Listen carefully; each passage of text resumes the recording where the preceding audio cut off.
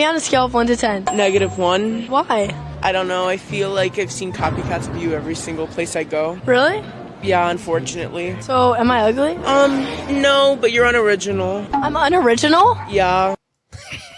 Now that's a Giga Alpha Chad, and remember, boys, simps sink ships. Welcome back, beautiful and amazing human beings. My name's Zurkadowski here of thebestpoliticalshow.com, and we are going to be going live for the next 2 hours discussing all the latest craziest news happening right now in our political discourse. As of course, there's a lot of crazy squatting news to talk about, major Supreme Court decisions that will be having a larger effect on everyone as there's a battle for free speech, and there's larger health issues to discuss as well, as many people are ending up in the digital gulag, some of them in the real gulag. We're going to be discussing that plus a lot more. So make sure to share this broadcast with your friends and family members. That is more important than ever, as of course YouTube has been, let's just say, giving us the business, and it's really up to you guys to get this video out there to the general public. We greatly appreciate you guys doing that, and if it wasn't for you guys doing that, we wouldn't be here, and we appreciate you guys so much for that. That, of course, we make you a part of this broadcast. One way for you guys to directly participate in the conversation is to sign up on LukeUnfiltered.com, and then when you do that, you get the ability to call into the show and ask us whatever questions you want through, of course, our Telegram channel. You could sign up right now and be a part of the conversation with some really cool, awesome, incredible individuals right now, just by simply signing up to LukeUnfiltered.com. You also get really cool videos, including today's video, which highlights Ian Crossland's incredible health practices that, of course, we documented all for members of LukeUnfiltered.com. You could also be a part of the conversation by going to mysuperchat.com, where your super chats will actually show up on screen, and we will be doing our best to try to read any and all of them, whether they are super chats, rumble rants, whatever they are. We, of course, will be communicating with you guys through all these official ways, all through the links that we have in the description below. Joining us for this very awesome, incredible conversation is someone that's a little bit controversial, that has been known to not that YouTube friendly, and that, of course, is Mr. Matt Rife. Matt, for the people who don't know you, as of course we're probably going to have to wait an hour until we actually have a real conversation with you. For the people who don't know you, who are you and how would you introduce yourself? I am Matthew Rife. I own Real Rife Technology, and I'm the great nephew of Dr. Royal Raymond Rife from the 1920s and 30s that a lot of people know about with electromagnetic frequency machines. I know Ian and Steph are like dying to talk to you about so many different issues, but we're going to have to probably save it for a little bit. There's a lot of things regarding health that YouTube doesn't like, so we'll hold that conversation on until we go to Rumble. As of course, the first hour of this show, we predominantly will be going all over all the latest news that's happening, and helping me do that is the person that's replacing Clint Russell, and that, of course, is Mike Benz. Mike, a lot of people know you on social media, but if they don't, who are you? As of course, the New York Times just launched a major attack on you, going after you and all the private details of your life. I had that happen to me before. It's not pleasant. Who are you and how would you introduce yourself? Well, I'm so excited to not be the most controversial person in the room as I was listening to Matt there. And then I was looking around the room and I was like, wait a second, this is a battle royale for most controversial tonight. So my name is Mike Benz. I try to restore the golden age of free speech on the internet. So my life is dedicated to countering the censorship beast and all of its myriad fun little permutations. Yeah, the information you provide, the analysis that you give to the general public is definitely down the rabbit hole, and something that I don't find a lot of people get. You get it. You get a lot of information out there, and truly, thank you so much for filling in for Clint Russell, who's going to be on Timcast IRL, I think in a few minutes. I think right after this broadcast ends. Tomorrow, sorry. So he's going to be on that show tomorrow. So we traded him for Mr. Ian Crossland. I told Tim, hey, man, I'll trade you. I'll give you Clint. We take Ian. He's like, okay, sure. Official deal. It's done. But I want a second-round draft pick and a fifth-round draft pick next season. What's up, dude? Welcome to the Controverse. Are you ready? Let's get hot. I haven't met you guys yet, Matt. Dude, good to see you finally, Mike. Me too, Ian. I really like your work. I've seen some stuff before. And, of course, Royal Rife is, we'll talk a lot about it. I have a lot of questions and anecdotes and things. I don't like either making claims that I can't necessarily back up in an anecdote in a minute, but I really like vibrating, so I'm excited to go deep on this one. What's going on, Steph? Steph's in the house as well. I would say the least controversial person here, or maybe the most, depends on who you ask. Hi, everyone. This is Steph. We are changed. You can find me on X at StephWRC, ready to push the buttons. Yeah, we literally have a lot of controversial people here. We have like Andrew, don't tase me, bro, hanging out in the corner as well. So this house has been a madhouse with some really incredible individuals, some expressions of art and music. Toby Turner is making music with Ian Crossland as I'm trying to nap. But it's an awesome space that we're turning into a crazy workout space, a crazy workspace, and it's really awesome to have you guys all a part of it as we are here in beautiful South Florida, away from a lot of the other kind of controversies that a lot of people are dealing with in places like New York City and also Texas. As of course, we're just going to get right into it as we have a breaking Supreme Court decision that is now upholding Texas law that is allowing them to arrest those crossing the U.S. border illegally. This is a major decision, as of course there's been a lot of back and forth news between Texas and the U.S. Supreme Court. Originally, the Supreme Court ruled that Texas couldn't really uphold their border. Now Texas kind of stood up to the Supreme Court and said, we're just gonna put up those wired fences anyway, even though you told us not to. Now the Supreme Court ruled in favor of Texas and essentially ruled in something that is going to have, I think, a significant impact. Some people say little too late on the immigration debate. What do you guys make of this latest move, and what do you think the larger ramifications of this will be? Yeah, it's obviously a hugely important ruling. If it had gone the other way, it would have been completely seismic. Yeah, but this is one of these things where, you win a little bit with the win, you would lose a ton if you lost. So it's hard to overly celebrate and spike footballs on it because it's so common sense. These are illegal immigrants. The idea of enforcing existing law in order to bring legal action against folks here illegally should not have gone to the Supreme Court in the first place. It was an absolute monstrosity of both ethical and legal proportions and distortion for the Biden administration to even try to challenge this in the first place. The fact that it had to go through multiple levels of legal appeals and then finally end up in a 6-3 suit just to be able to arrest somebody for being here illegally or put up, any sort of obstruction. D.C. was basically operating in Texas the way we argued Great Britain was operating in the pre-revolutionary United States. This is a capital 5,000 miles away. With the D.C. is not a border town, but they were legislating via the executive branch the inability for a border state to stop the flow over the border. So, the question from here is going to be how aggressive are they going to allow Texas to be before they try another action to stop them? They're obviously not done with the flood.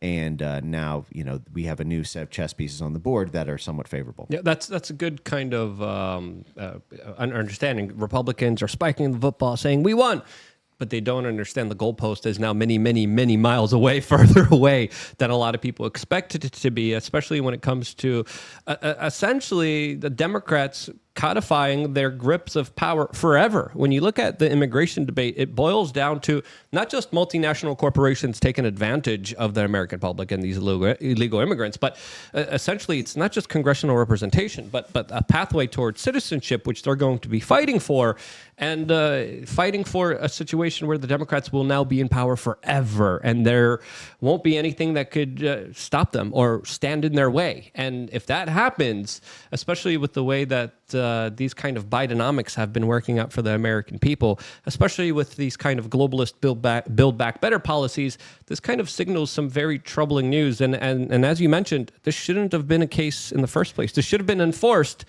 The fact that it wasn't is absurd. Yeah, there's two things I kind of want to add to that. The first is that it's bigger than just the Democrats here. And the second is kind of a focus on Ken Paxton, the Attorney General in Texas.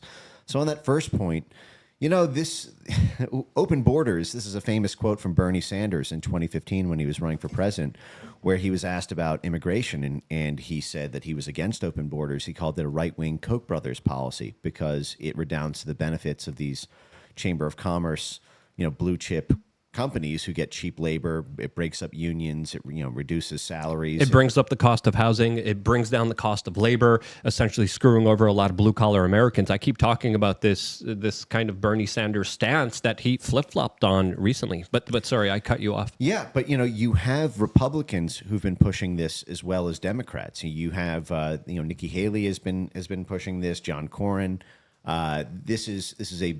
There's this weird alliance right now where you have the Democrats benefiting politically, you have these big business Republicans profiting commercially, and then you have this whole military class, which appears to be trying to use the influx of illegal immigrants militarily. There's this new bill that was floated to give a pathway to citizenship if illegal immigrants basically sign up to be Pentagon cannon fodder.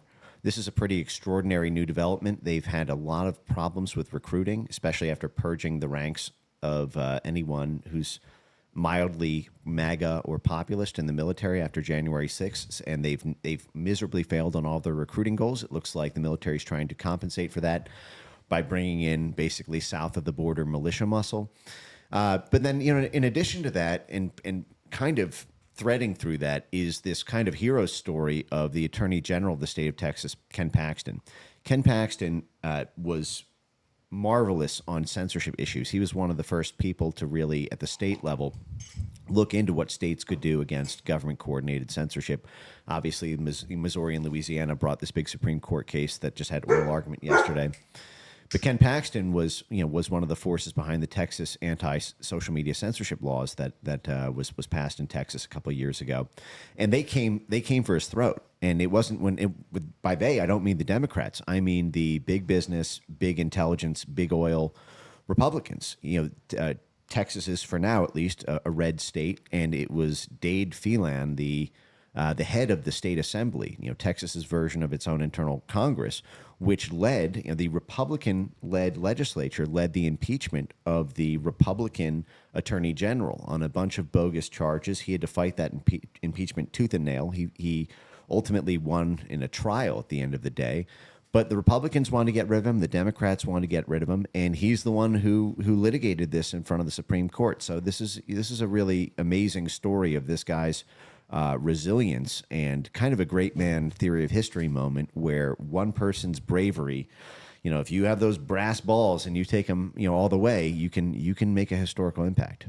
Yeah, it's absolutely crazy to see that we've come so far, but yet we're always acting on the defense here, because it definitely seems like almost everything that the Republicans are doing is just one step back, two step forwards to the Democrats, who are, of course, pushing the goalpost, taking a lot of ground, taking over a lot of institutions, and we're left saying, yes, but legally we could have this law that we had before, which is a little bit ridiculous. This immigration debate, I think, is going to be key in this upcoming election. If it's not too late, if the Democrats haven't already fortified or solidified their chances, which I think this election is going to be a lot closer than a lot of people expected to be. I personally, from my analysis, see the Democrats kind of coming out and doing a lot better than a lot of people expect them in this upcoming 2024 congressional and presidential election. I think it's going to be crazy to see this all unfold, because a lot of Republicans think we got it in the bag. We don't.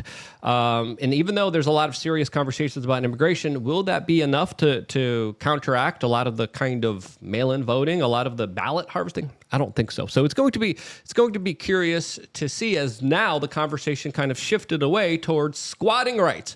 As on social media, there's actually a Mexican TikToker who, to his 300,000 followers, announced that, quote, if you see an empty house in America, you could just squat in it. As, of course, the Daily Mail had a lot of really interesting takes about this particular situation, describing a situation in America that could turn very violent over this very issue. As today, a lot of people are talking about the lady in Queens, New York, that was arrested for removing squatters out of her $1 million home. Now, is the two going to be connected here? Is immigration somehow going to be affecting squatting rights? So far, no, other than this Mexican TikToker talking about it. There probably are a few isolated topics that these issues correlate, but when it comes to housing is becoming less and less affordable, mainly because of immigration, mainly because more people being here, bigger demand for housing and a lot of the rules and regulations, especially in these democratic areas that are preventing new homes from being built and creating a situation that's more and more difficult for the average blue collar, average American, average person who's just trying to make ends meet, who has to deal with record high mortgage prices, record high rent prices. How do you survive during this situation? I don't know. But it's not an easy one, as of course, now the debate is about squatters' rights. Do you think squatters' rights are something that is definitely too much, or is it not enough?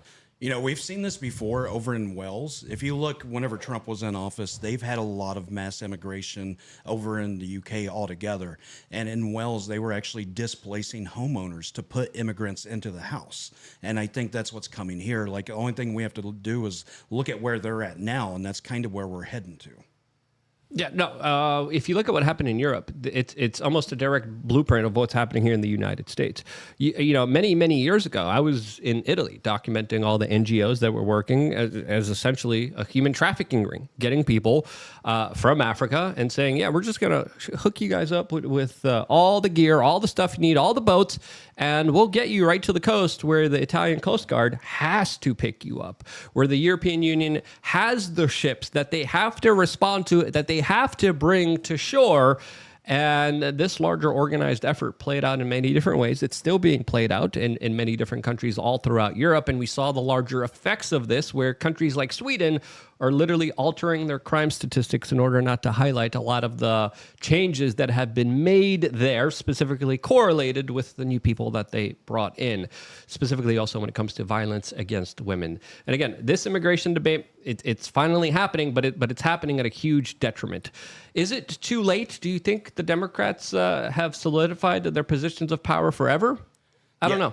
I think it's not only the Democrats, but okay, look at Greg Abbott. This immigration has been happening for 37 months. I feel like he's very complicit in all of this, considering all these immigrants were coming in and he was busing them to cities. And the Republicans were cheering for that. Oh, we got to win out of this. Look at this.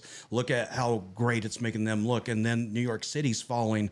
The mayor of New York City come out and said, we cannot sustain this financially. And Greg Abbott is still busing them to other places. So for the end of a presidential term to come up and for him to finally step up and be like, oh, no, we're just going to stop immigration now. I feel like that is just placating the Republicans and trying to show them, hey, this is what you're voting for, and we're going to stay standing hard against this if you vote for us. So it just feels like they're all in it for themselves, but still it's destroying America.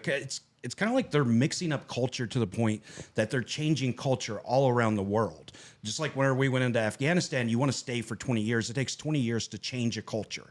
So with this huge influx of immigrants all over the world coming from countries that, I mean, I don't even know what their cultures are like or why these people are in such a hardship to where they have to come to these other countries, but they're changing culture over a period of time. It's a hard transition for Americans that shouldn't be happening right now. So, yeah, a lot of people in the chat room are saying it's sort of like the fall of the Roman Empire. And there are a lot of similarities to what happened in Rome to what's happening here in the United States. Now, of course, it's not exact, but empires usually have a certain kind of cycle. And it's usually, correct me if I'm wrong, 250 years.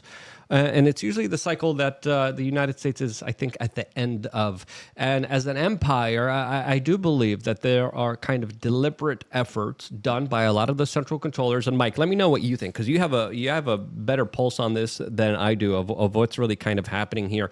Do you see this as just them saying, the ship is sinking, let's steal all the silverware? Or do you see them saying, this is our ship, it's a pirate ship now, we're fortifying it, and we're going to be driving the ship wherever we want to, and we will have total totalitarian control over everything? Do you mean in a general sense or on the immigration issue specifically? Is the U.S. empire sinking, or is it being kind of taken over by rogue powers that want to wield it for their own personal benefit in a way where it's still prominent on the world stage? Because it seems like almost everything that they're doing, it's done to sabotage not just the American people, but also the American interests abroad. Yeah, my sense is that it is diffusing, it is decentralizing, it is spreading out from far beyond the homeland to where it looks like the homeland is effectively, if not collapsing, at least being very seriously impaired at every level, with each passing year. But that's not to necessarily say that American power is diminishing, because I draw a big distinction between the American homeland and the American empire.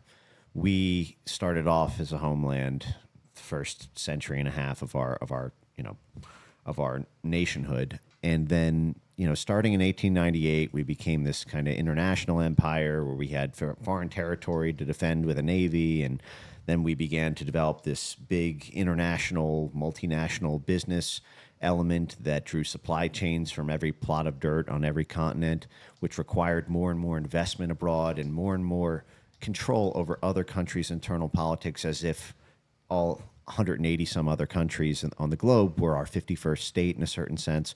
And then as those commercial interests of our overclass began to be more and more present abroad than they were here in Ohio or here in California or here in the heartland or something. When that was all hollowed out through globalization, when all the jobs were outsourced, when the partnerships were all signed up with foreign countries and for foreign supply chains, there became this really distinct difference between what's good for the homeland and what's good for the empire. And the class of citizens who are invested in the homeland are almost a totally different class than our foreign policy set, which is by and large a sort of northeast corridor and northern California kind of class, and also you could argue a sort of Houston class. And as I see this happening right now, I mean, there's a really instructive video folks may remember from a couple of years ago. The World Economic Forum, a lot of people sort of talk about their role in various aspects of international business. But, they sort of did a thing a couple of years ago on you'll have nothing and you'll be happy. But another thing they did sort of immediately adjacent to that was a video where they talked about their predictions for this. I think this is in 2020. They put out a video about predictions for the world in 2030. And what it said was the U.S. will no longer be the world's number one superpower.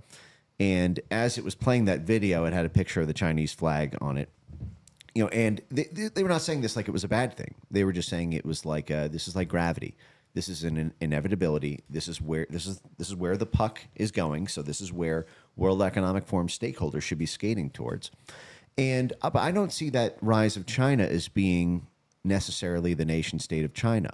The fact is China has economic partnerships with our empire managers. Who's on who runs the U.S.-China whatever trade foundation? It's Neil Bush, scion of the Bush dynasty. Who is Hunter Biden partnered with? To sell LNG ports to liquefied natural gas. The head of Chinese intelligence was a personal client of the Hunter Biden. Mitch McConnell's shipping business also connected to China. Bill Gates, his small nuclear devices, building over there right now in China, and doing a lot of other nefarious things. EcoHealth Alliance has a great partnership with China as well. It looks like they might be restarting that one in a few months as well. So, right. but we can't get into that too much. There's this Milton Friedman video on the pencil. Have you ever seen this? No. From the libertarian sort of world. You can look it up on YouTube. It's basically Milton Friedman's answering a question from some college students 40 years ago or something. And he gives the example of what a big world it is and the marvel of creating a pencil. He describes how the none of it comes from America, right? He talks about, the gum has to be extracted from the specific set of trees in South America, and the graphite has to be mined in sub-Saharan Africa. And it's all over the world just to create, this simple little pencil. And a lot of people look at that as sort of, he was saying that in the context of being free market and free enterprise. I look at that in the context of, well, this is where American business is focused, and this is where the empires of the American empire are mostly concerned. They are more concerned with what's happening in Guyana right now than what's happening in Gary, Indiana, and there's more business being impacted there. In a sense, we are a tiny little island in a huge world with, where we're just a tiny fraction of it. And as globalization has matured, America as a nation is dissolving, I think. And I don't think that's seen as tragic to the international set, who sees it merging with their own particular pecuniary interests. No, I absolutely definitely do see that, as of course there's America, there's the people in it, Then there's the central controllers who really control American policy that are not in favor of America, and some would argue turning America into the rest of the world. And if you traveled the rest of the world, I did many, many years ago, you understood if you live in America, you're extremely privileged. You have so much more opportunities. You have so many more economic chances that you don't have anywhere else. You have so much more freedom that you don't anywhere else. And slowly and surely, you're seeing that kind of eviscerated in America being turned into the rest of the third world. And I think a part of that larger plot, which was even described by the United Nations in many of their own documents, is to simply import the third world. And I think that's exactly what's happening in the Western world. To me, this is a policy that's shooting itself in the foot. I think it's a policy that doesn't work for the American people. I think it's a policy that is extremely reductive, as of course the third world doesn't have things like freedom, doesn't have things like economic prosperity because of corrupted politicians that take advantage of the power that they're put in. And it definitely does seem like the rule of law is breaking down, especially with the story that a lot of people are talking about right now from Queens, New York, where a woman was arrested for removing a squatter out of her own home. This is a crazy story from ABC News 7 detailing how this woman, whose own home was taken over by people who didn't own it, didn't live there, just decided that, it was their home. They documented how the door was left open. She walked in. She had a locksmith come in, change the locks. Police came in, arrested the people originally living in there, and then cops came back after two gentlemen forced their way into the home and then had her arrested for changing the locks and conducting a, quote, illegal eviction. This is the state of modern America, which is absolutely perplexing to say the least. But this is the rule of law. This is what a lot of district attorneys, this is what a lot of politicians have set into motion where we're dealing with situations like this. We're going to play a little small clip of this just to give you an understanding of the larger ramifications Marvin here. doesn't have the lease? No. He's got no documentation. Just bills. So Adele, you're getting arrested right now? I'm being arrested For what? for being in my own home. And where's your lease? She's fighting the house. It's not her house anymore. My deed That's is what was current told and already. legal. Arrested for unlawful eviction. She changed the locks on a man who claims he lives there. So how does this all end then? When do you leave? The way it ends is either she pays me my money that I put into the house, pay me the money, and I'll leave, or send me to court, and we deal with the judge in court. It's that simple.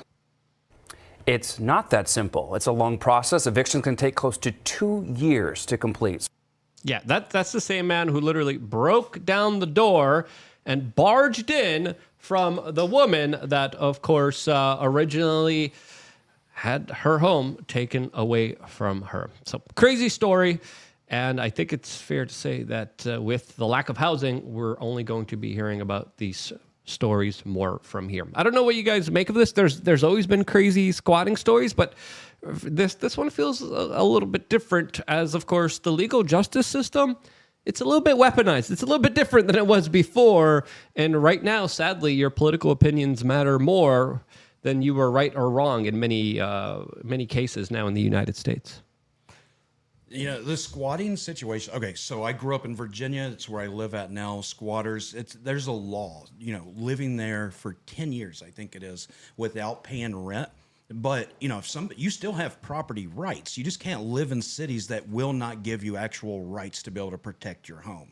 Like a castle doctrine. I would never live in a state that did not have a castle doctrine, to where I had to retreat if someone came into my house. It's just not happening. They would end up sticking me in jail.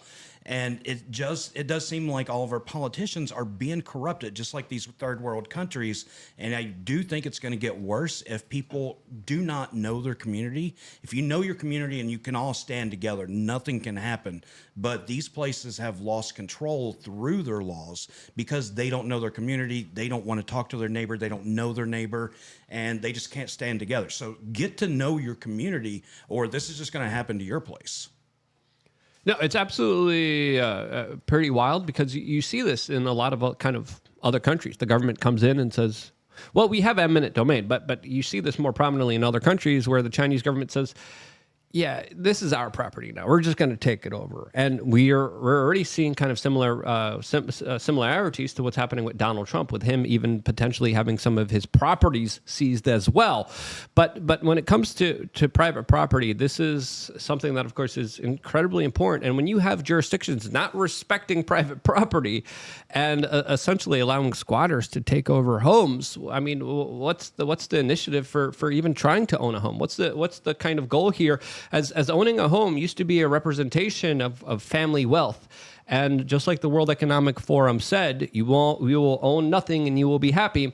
With BlackRock buying up so many of the homes and houses, I definitely do think there's a kind of larger agenda out there to push people into these kind of pods, into these kind of apartment buildings. And a lot of this also kind of circles back to the old kind of Soviet-style housing models where they had huge, ginormous buildings. One of them I grew up in Poland that were, of course, the community blocks where everyone was forced to live in.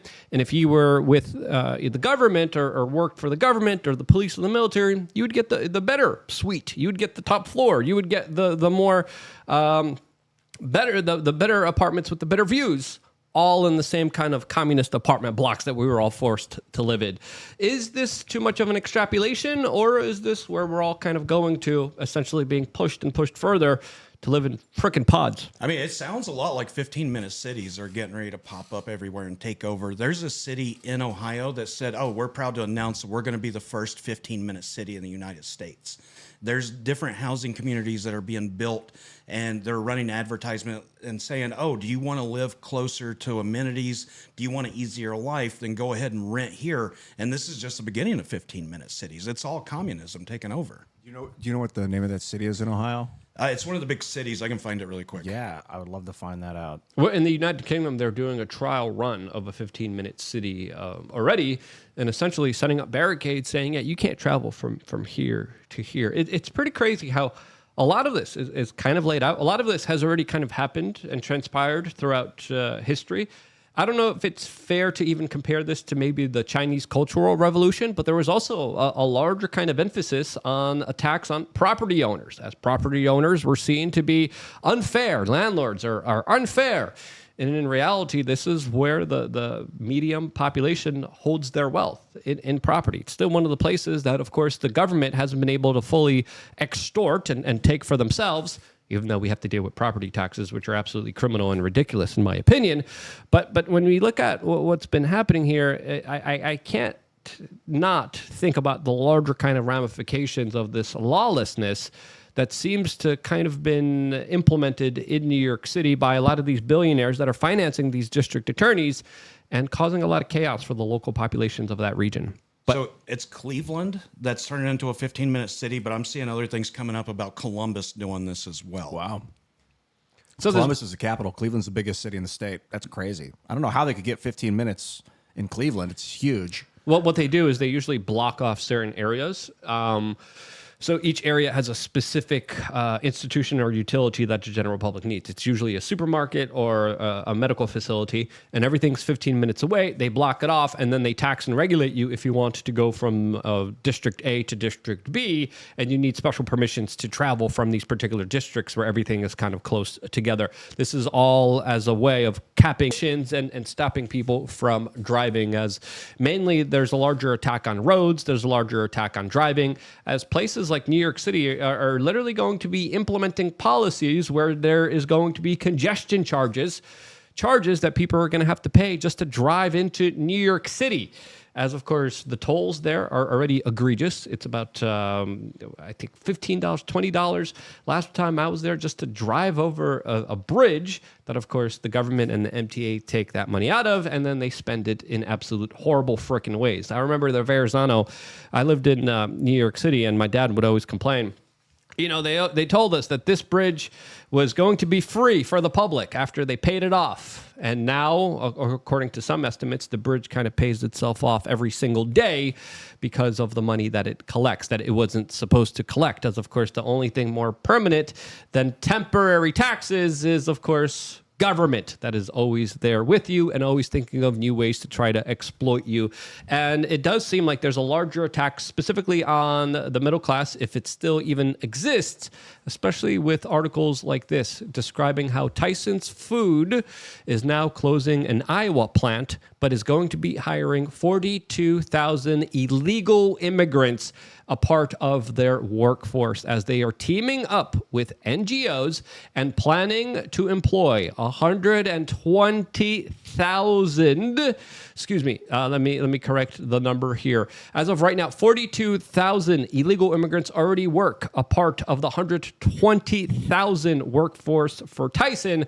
Tyson Foods looks to also increase their dependence on illegal immigration, as they're going to be hiring more than 180,000 migrants. Yes, you heard that correctly. Tyson's Food is planning on hiring 180 illegal migrants to work for their food processing plants all throughout the United States. I want to clarify, are you sure they're all illegal? This just says migrant over and over, and immigrant. It doesn't say illegal. One of them, I saw the word refugee in there. That's the way the press is doing, though. They're not calling them illegal. They're rebranding them as just migrants.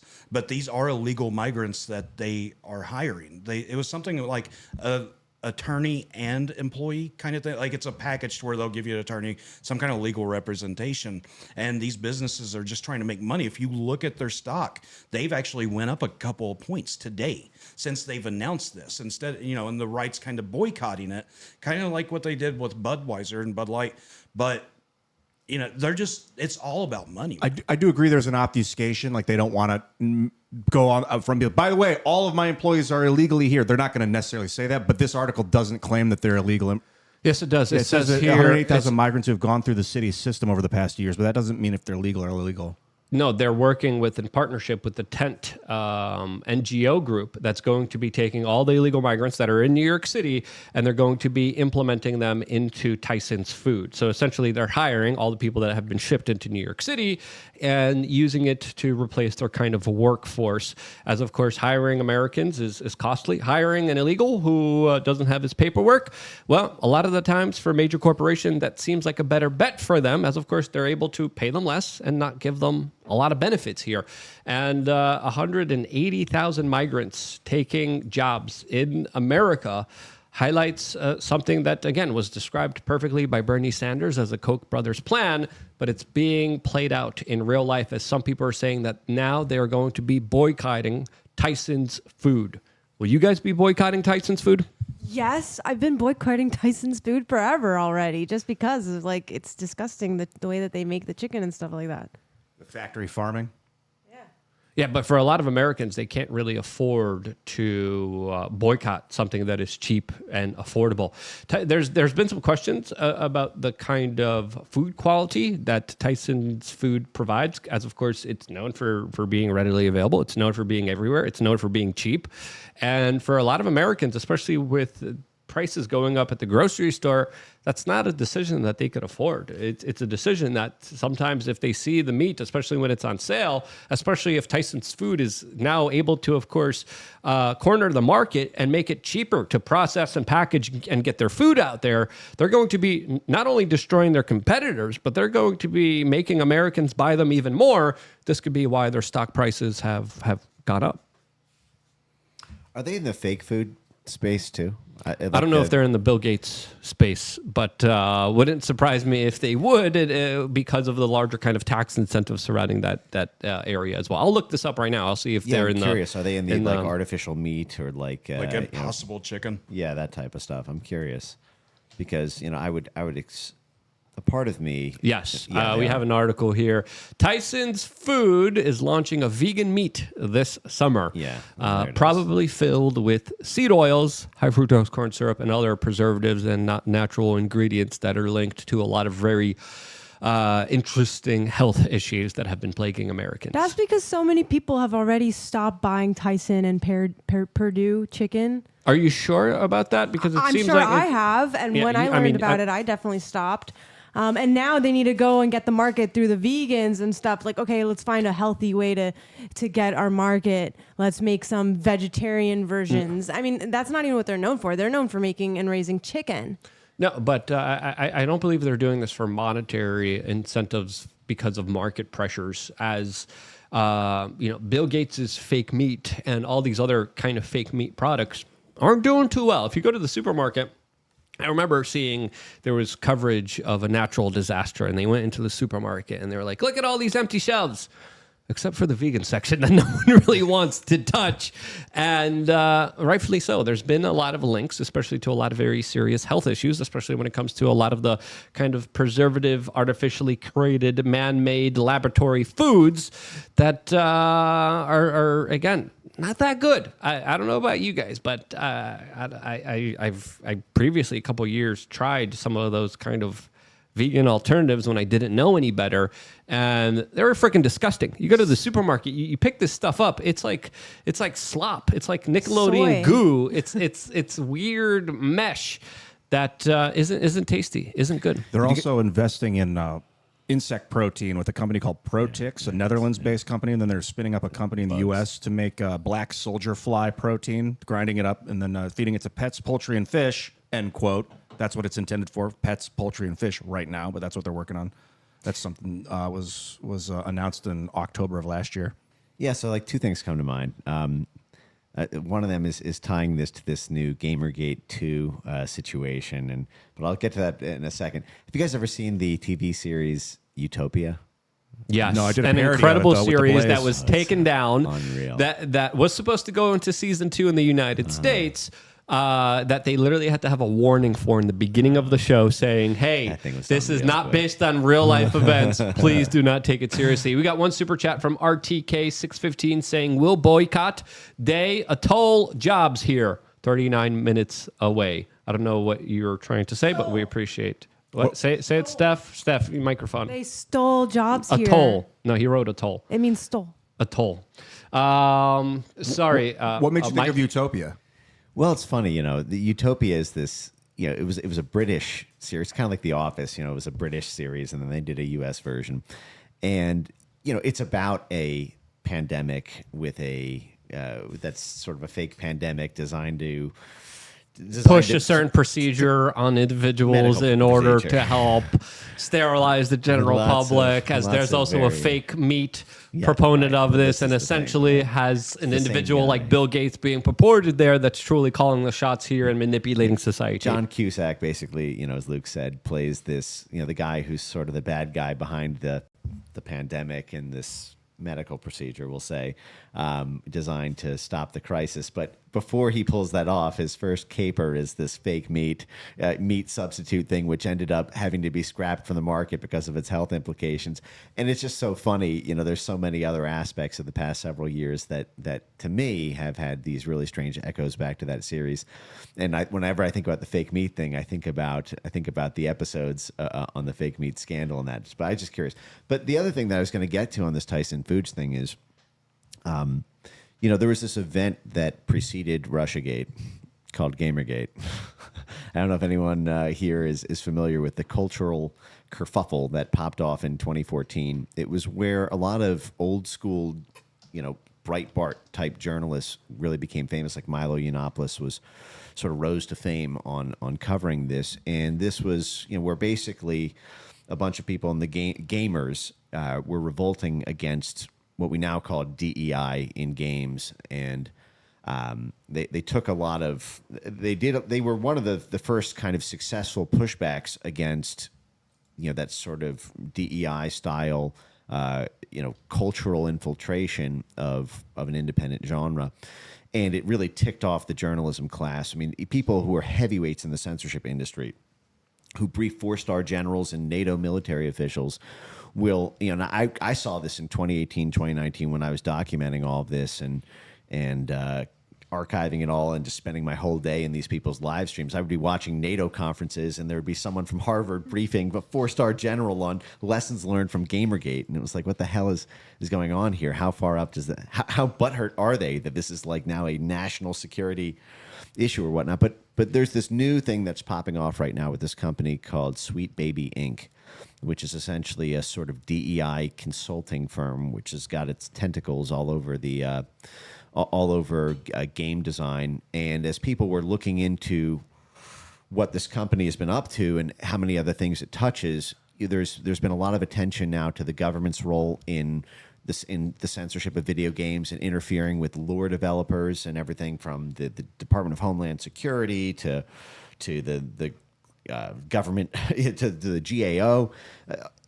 So I bring this up because one of the things that came out during this scandal was that many of these game developers were going along with these DEI requests or mandates because in order to get satisfied ESG score requirements and in order to get lower cost loans to develop the games. Because, these games might gross, billions of dollars. They cost millions of dollars to make. You need to borrow money. It's like the same kind of financing of. I used to do this in my lawyer life. I did film financing for a couple of years, and you think about it's just someone sitting there with a giant pool of money to make a movie. That's not true. They need to borrow that money from banks, and the interest rate that you get for that is going to determine your profit margin on that movie. And so it turned out that a lot of these game designers were basically hiring firms like Sweet Baby Inc. in order to get compliance for an ESG score, so that they could have a higher profit on the games that they sell. Because obviously, if it costs less to produce, you need to clear that all of that goes it buffers your profit margins. And so we're on their website right now, showing you what it says, and already it has the creepy logos that are connected to an adult topic that we can't talk about here on this broadcast. Oh, well, they're in lockdown right now. They're in crisis PR. It's crazy what's happening with them. They have everyone flanking. I would not be surprised if you started to see like official State Department, press releases on the need to protect this. But a lot of this touches on, because the gaming industry is bigger than movies and bigger than music combined. The global gaming industry is $250 billion a year. Movies are only 100 million. Music is only about 50 billion. Yeah, and it does make a larger cultural impact, because when you look at gaming, especially when it came to the whole Black Lives Matter situation that was unfolding as cities were burning down and people were losing their lives during these riots. I remember trying to play a video game, and they're like, here's a message. You have to support Black Lives Matter. And I'm like, what?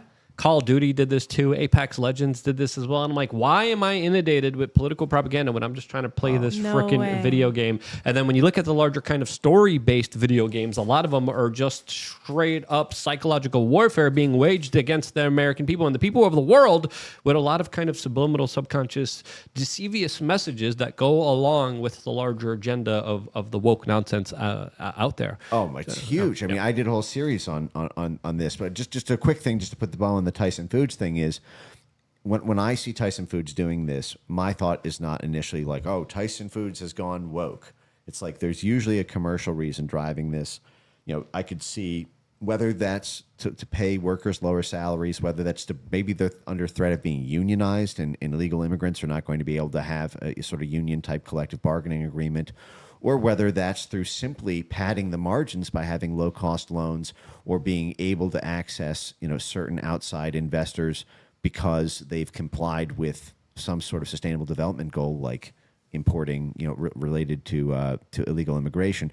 There's all sorts of business reasons to betray your own country right now, which gets back to the open border issue itself, where I was saying it's bigger than Democrats. These might be hardcore Republicans at the top of it, but of the more sort of garden variety Bush, Cheney, Haley types who are free market types, and not necessarily they're woke themselves at the C-suite, but that it's simply a business decision because of the way the business environment has been contorted in order to force these behaviors. Yeah, and if you look at social media, they're a perfect example of government manipulation of the markets, especially when it comes to forcing them to make very unpopular decisions that hurt a lot of mainline brands. Because if you look at online political censorship, this is not something that helps Alphabet, helps Google, helps Facebook, helps Instagram, helps WhatsApp. It doesn't help at all. There's less and less people on those platforms because those platforms are censorious, negative, and really against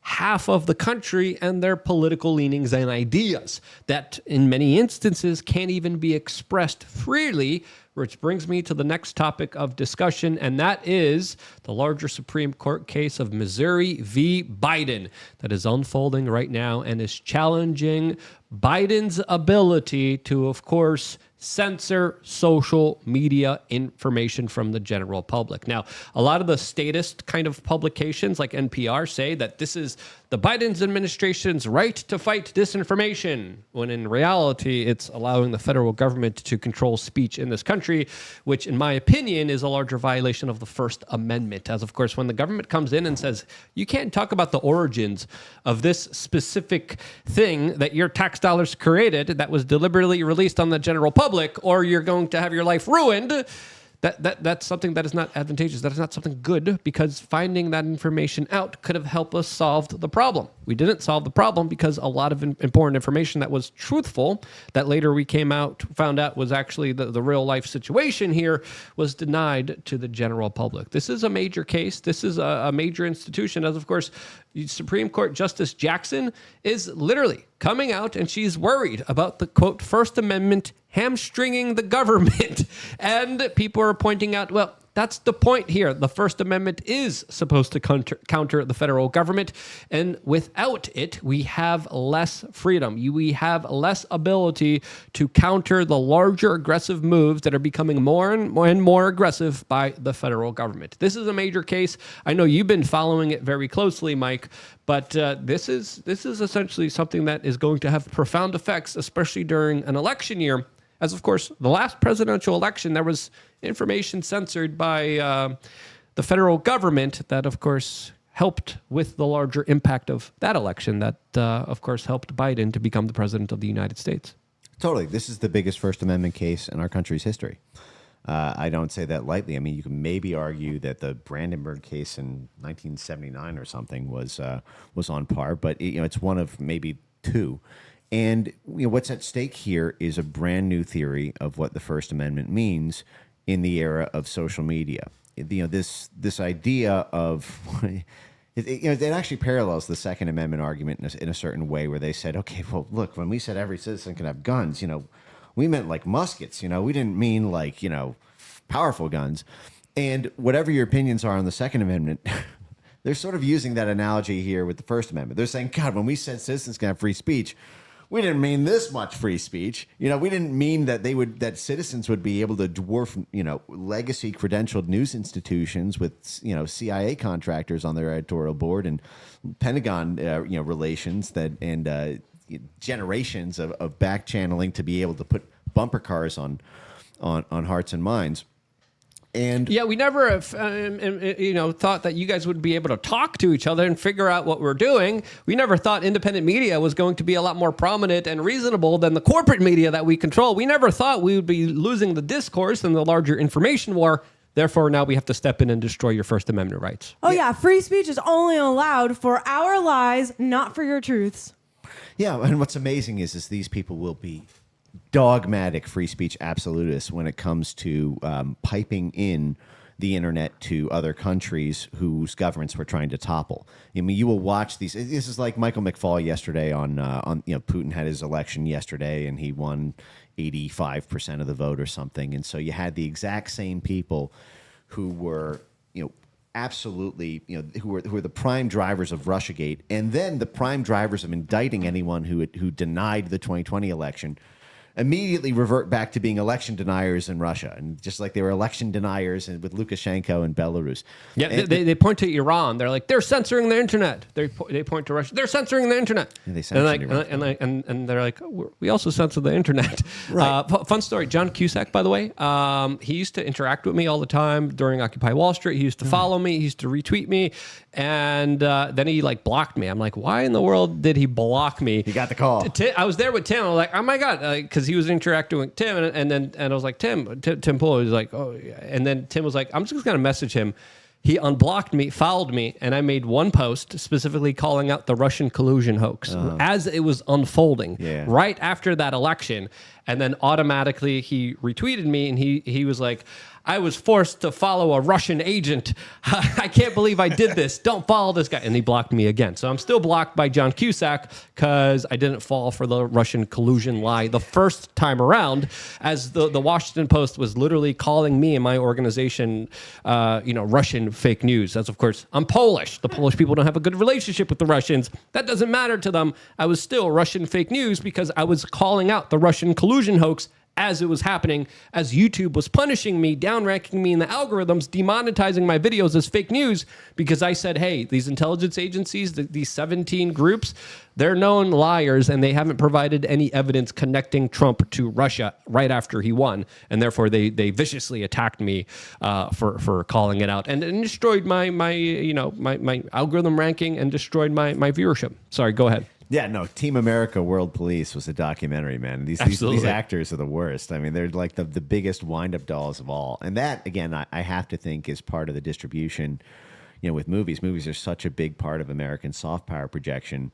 Even in 1948 in the Italian election, you had these declassified reports of basically the CIA and State Department plotting to send American movies over to Italy in order to sway those elections. And it sort of gets us back to the video game discussion where video games are the new movies. And it's a bigger industry worldwide. It's a bigger cultural influence than movies are now. And the national security state has fully gotten their tentacles into video game development and into speech in video games, because video game censorship came along significantly after social media censorship, where it was a lot easier. They initially did this on YouTube, Facebook, Twitter. I even remember this back in 2008. The Pentagon announced that they're going to be launching a larger partnership with the video game industry in order to, of course, help foment better kind of opinions of the U.S. military. And they do this with movies openly, especially when it comes to their budgets. But video games are the next logical step, since more people are kind of tuned into it. Their kind of conscious mind is put down, and their subconscious mind is kind of opened up and ready to kind of be imprinted with all the propaganda that's subtly in there that a lot of people don't realize. Can you pull up Dave Anthony's Atlanta Council page? This is the creator of the one of the producers for Call of Duty.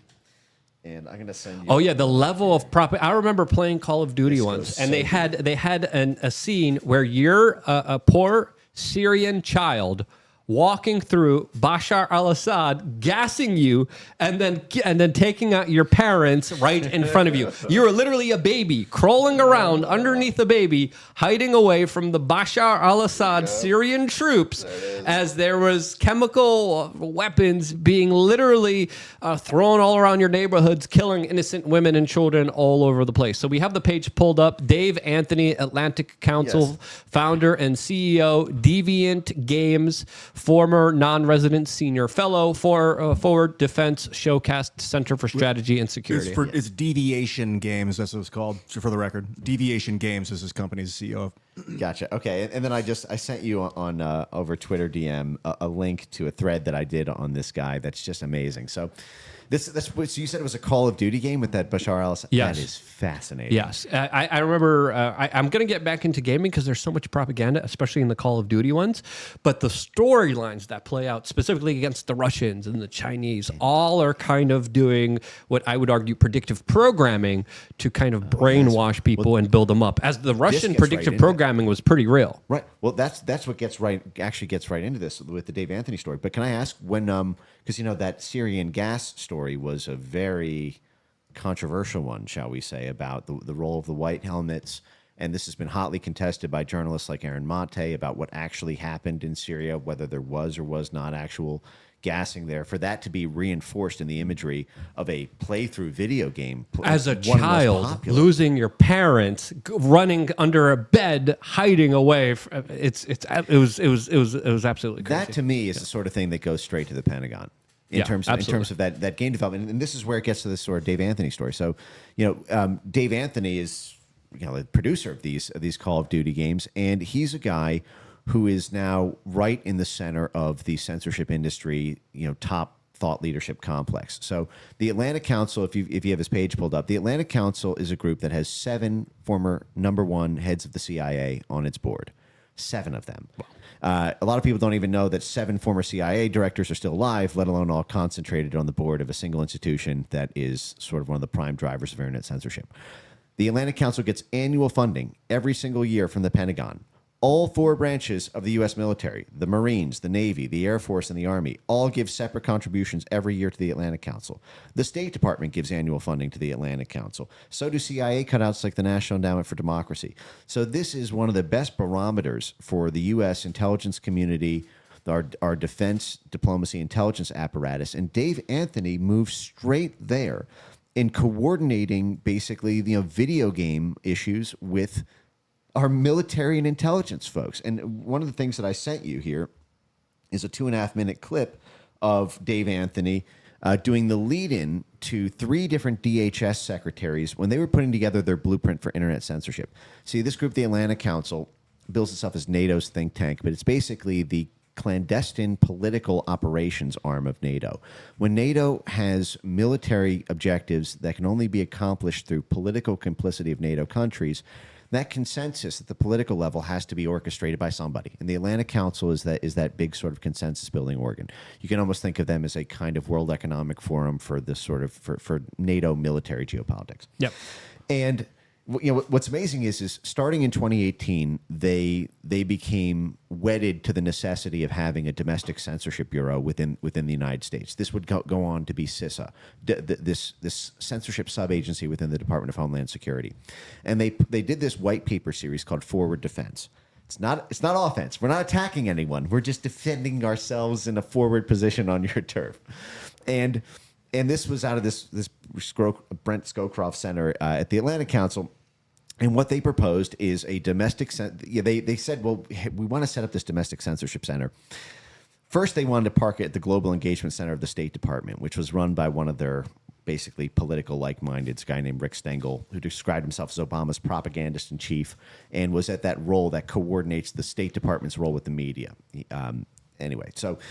They said, but we can't do that because the State Department's foreign-facing and we want to censor American tweets. They said, well, this is the sort of thing that's typically done by the intelligence community to be able to influence media abroad. The CIA can go over to Le Monde in France and bribe them to pitch or kill a story. They can infiltrate the editorial desks of the Frankfurt Allgemeiner in Germany. All these sort of famous examples from World War II where the CIA would go over and control media. They said, but you know what? That's foreign facing, and also we can't really do this as a clandestine operation because it's going to involve tens of thousands of stakeholders. They said, well, we could try the FBI. This is FBI's domestic and it's an intelligence equity. They said, but the issue is the FBI is supposed to only be the intelligence arm of the Justice Department. For the FBI to operate, they need a predicate of law breaking, and what we're talking about are tweets and Facebook posts and YouTube videos. They said, well, the only other domestic intelligence equity we have in the U.S. government, besides the FBI, is DHS. So we could park within DHS something that combines the foreign-facing media control powers of the CIA with the domestic jurisdiction of the FBI. And just like that, the Atlantic Council's blueprint turned into CISA's censorship operation. And what I just sent to you over Twitter DM here.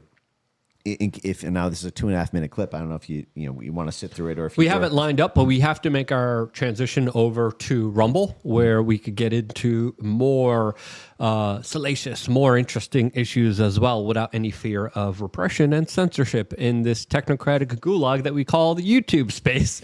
So, of course, there's so many different things to discuss. I definitely want to get into some of the more kind of underhanded, subconscious, subliminal propaganda that is kind of laying the ground for a lot of these larger conflicts, because I believe this Russian collusion hoax that has been kind of set up by the intel agencies is essentially lining us up on a pathway for a full all-out obliteration and war with Russia. I think there's a lot of things at stake here. There's also Elon Musk building spy satellites. I don't know if you heard about that story, but that's another one that I think we should get into specifically on Rumble, as there's a lot of different things that we need to discuss, especially when it comes to your help, especially with Matt Rife and all the stuff that he's involved in.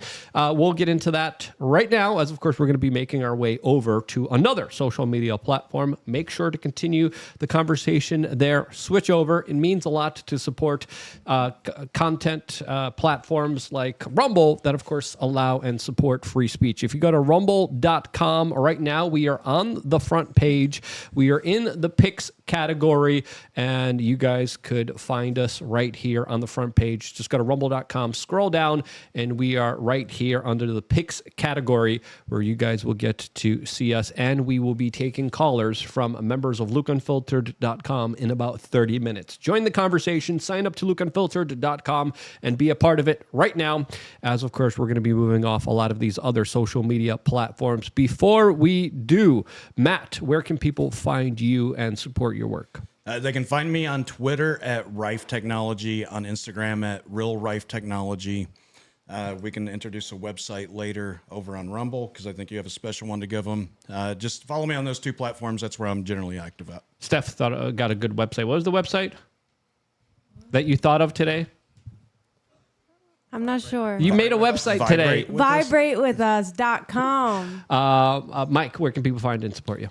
At Mike Ben Cyber on Twitter/X. I'm the alcoholic version of a Twitter crack addict. I post there like 30 times a day. So find me there, and I'll be up whenever you are. Always good and insightful posts made there. Ian. Yeah, if you want, follow me at Ian Crossland is what you want to do. And also, I'll see you in your dreams where I'll deliver you some insight. Don't visit me in my dreams. I'll respect your dream space. You can find me at Steph WRC on X or Steph We Are Change on Instagram. All right. If you guys haven't made the transition over to a platform that respects free speech, what are you doing? As of course, you guys